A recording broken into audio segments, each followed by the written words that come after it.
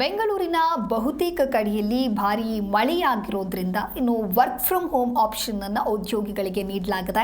Silicon ಸಿಟಿಯ IT ಕಂಪನಿಗಳಿಗೆ work from home ನೀಡಲಾಗಿದೆ.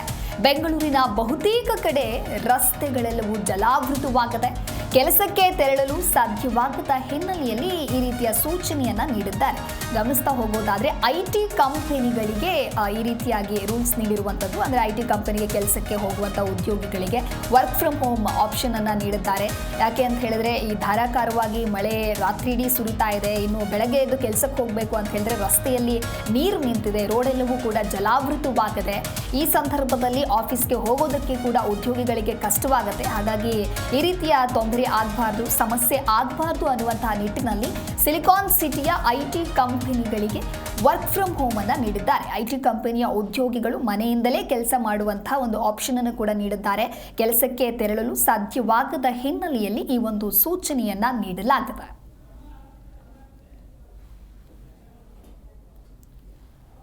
ಇನ್ನು ಕಳೆದ 3-4 ದಿನಗಳಿಂದಲೂ ಕೂಡ ಬೆಂಗಳೂರಿನಲ್ಲಿ ಧಾರಾಕಾರ ಮಳೆಯಾಗ್ತಾ ಇರೋದ್ರಿಂದ ಕೆಲಸ ಕಾರ್ಯಕ್ಕೂ ಕೂಡ ಜನರಿಗೆ ತೆರಳೋದಕ್ಕೆ ಸಮಸ್ಯೆ ಆಗ್ತಾ ಇದೆ.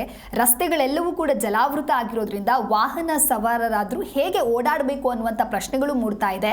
ರಸ್ತೆಗಳೆಲ್ಲವೂ ಕೂಡ ನೀರಿನಲ್ಲಿ ನಿಂತಿದ್ದು ಇನ್ನು ಇದರಿಂದಾಗಿ ಉದ್ಯೋಗಿಗಳಿಗೂ ಕೂಡ ಸಾಕಷ್ಟು ಸಮಸ್ಯೆ ಆಗಿದೆ. ಹಾಗಾಗಿ ಬೆಂಗಳೂರಿನ ಐಟಿ ಕಂಪನಿಗಳಲ್ಲಿ ಕೆಲಸ ಮಾಡುವಂತಹ ಉದ್ಯೋಗಿಗಳಿಗೆ ವರ್ಕ್ ಫ್ರಮ್ ಹೋಮ್ ಆಪ್ಷನ್ ಅನ್ನು ನೀಡಲಾಗಿದೆ. ಅಂದರೆ ಮನೆಯಿಂದಲೇ ಆ ಉದ್ಯೋಗಿಗಳು ಕೆಲಸವನ್ನ ಮಾಡುವಂತ ಸೂಚನೆಯನ್ನ ನೀಡಲಾಗಿದೆ.